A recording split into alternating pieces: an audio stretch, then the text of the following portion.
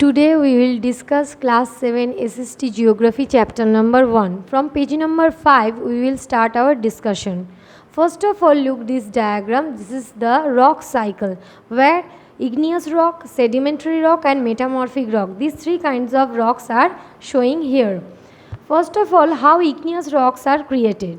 It has been created through the volcanic eruption. When volcanoes are erupted, the lavas are coming outside through the mouth of this volcanic mountain. Those lavas are condensed when it connects with the outer layer atmospheric nature, and it condensed and turned into this igneous rock. Like basalt and granite are the example of igneous rock.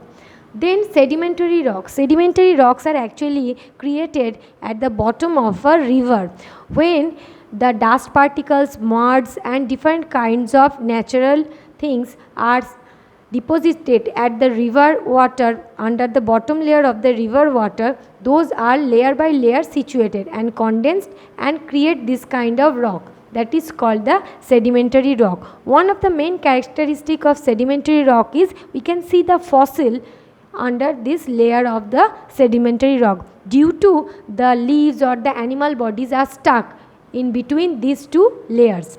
Next is the metamorphic, and the example of sedimentary rock is limestone, shale, slate, etc. Then the metamorphic rock. Metamorphic rocks are the changing style of two types of rock. When the igneous rock or sedimentary rock will turn into another kind of rock, then it will call the metamorphic rock. Like granite, the igneous rock which has changed and turned into the metamorphic rock which is called gneiss. Then we will see what is earthquake. Actually, in this diagram you can see all the continents and the ocean of the earth surface. Here is North America, South America, Africa, Arab, India, Europe and Asia. Here is Australia, Antarctica and Greenland, and between this the land portion there is the Atlantic Ocean, and here is the Pacific Ocean. Suddenly you will surprised to see this kind of structure. Actually here I have shown this structure. Actually it is called the earthquake zone. What happened?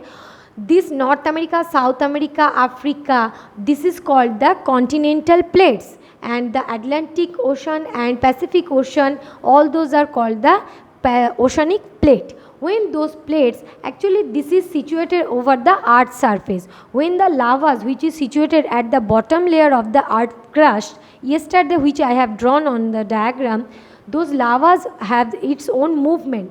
Suddenly what happened? These continental plates or oceanic plates are coming towards each other as a convergent movement or diverted from one place to another place. That is called the divergent movement of those plates, or sometimes they are parallelly moving at upstairs or downstairs. That is called the transform fault movement. This is called the plate tectonic process.